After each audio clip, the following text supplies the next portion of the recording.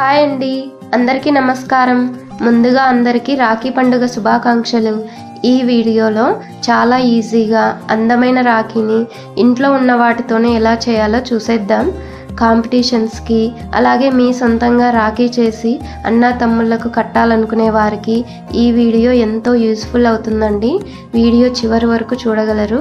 అయితే మన ఛానల్ని ఇంకా ఎవరైనా సబ్స్క్రైబ్ చేసుకొని వాళ్ళు ఉంటే వెంటనే సబ్స్క్రైబ్ చేసుకోగలరండి. ఈ రాఖీని చేయడానికి నేను ఇక్కడ గ్లిటరింగ్ ఫోమ్ షీట్ని తీసుకున్నానండి. దాన్ని బ్యాక్ సైడ్ టర్న్ చేసి ఒక క్యాప్ పెట్టి ఇలా సర్కిల్ షేప్లో డ్రా చేసుకున్నాను. మీరు దీని ప్లేస్లో ఏదైనా కాయిన్ పెట్టి కూడా డ్రా చేసుకోవచ్చు. తర్వాత దీన్ని సిజర్తో నెమ్మదిగా కట్ చేసుకోవాలండి. ఈ ఫోమ్ షీట్ మనకు డెకరేషన్ షాప్స్లో ఉంటుందండి.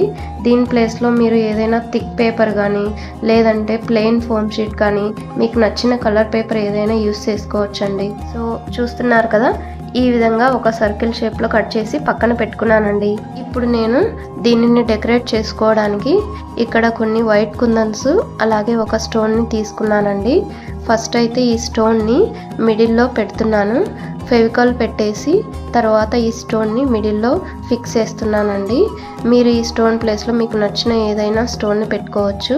తర్వాత దాని చుట్టూ ఇలాగ ఫెవికాల్ పెట్టి ఈ వైట్ కుందన్స్ని ఒకదాని తర్వాత ఒకటి ఇలా అరేంజ్ చేసుకోవాలండి. మీరు ఒకవేళ ఈ కుందన్ని అరేంజ్ చేయడానికి చేత్తో రాకపోతే ఏదైనా షార్ప్ టిప్ ఉన్న పెన్ కానీ పెన్సిల్ కానీ యూస్ చేసుకొని దాన్ని అడ్జస్ట్ చేసుకోవచ్చండి.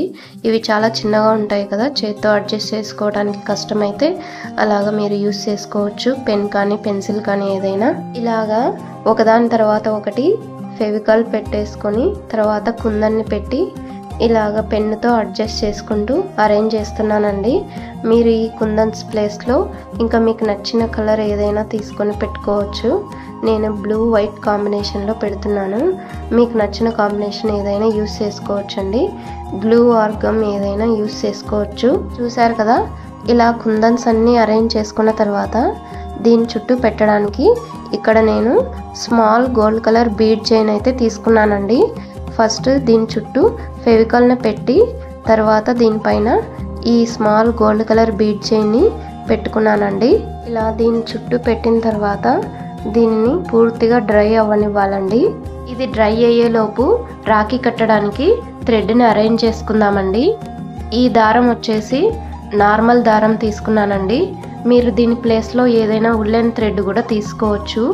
ఈ నార్మల్ దారాన్ని 5-6 పోగుల్లాగా చేసుకొని 2 దారాలుగా చేసుకున్నానండి. ఇప్పుడు ఈ 2 దారాలను ఈక్వల్గా పెట్టుకోవాలండి. ఇప్పుడు ఈ దారాలను మధ్య భాగం వరకు ఒక ముడి వేసుకోవాలండి. తర్వాత ఒకవైపు ప్లాస్టర్తో స్టిక్ చేసుకోవాలి.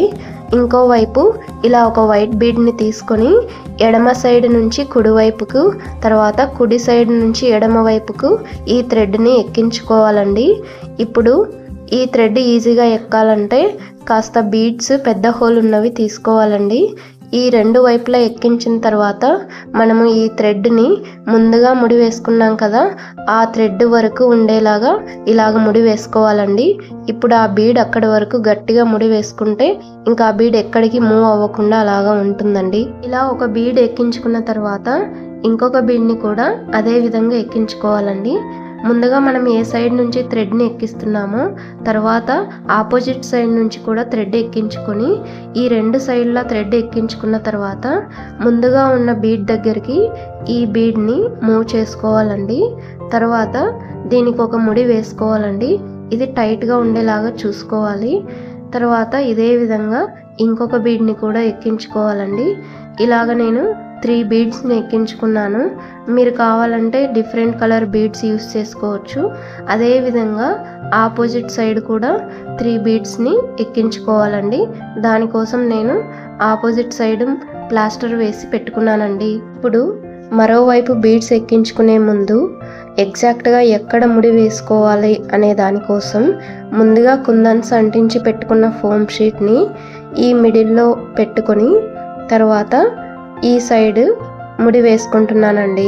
ఇప్పుడు ఈ మనం డెకరేట్ చేసుకున్న ఫోమ్ షీట్కి సరిపడే విధంగా ఈ విధంగా ముడి వేసుకున్న తర్వాత ఈ సైడ్ కూడా ముందు ఏ విధంగా అయితే బీడ్స్ ఎక్కించుకున్నామో అదే విధంగా ఈ సైడ్ కూడా ఎక్కించుకోవాలండి. ఫస్ట్ బీడ్ ఎక్కించుకునేటప్పుడు ఒక సైడ్ నుంచి థ్రెడ్ ఎక్కించిన తర్వాత దానికి ఆపోజిట్ సైడ్ నుంచి థ్రెడ్ ఎక్కించుకోవాలండి. అప్పుడే ముడి వేసుకోవడానికి వస్తుందండి. ఇలా ఒకదాని తర్వాత ఒకటి 3 బీడ్స్ ఎక్కించుకోవాలండి. మీరు కావాలంటే ఎన్ని బీడ్స్ అయినా ఎక్కించుకోవచ్చు. నేను ఇక్కడ 3 బీడ్స్ తీసుకున్నానండి.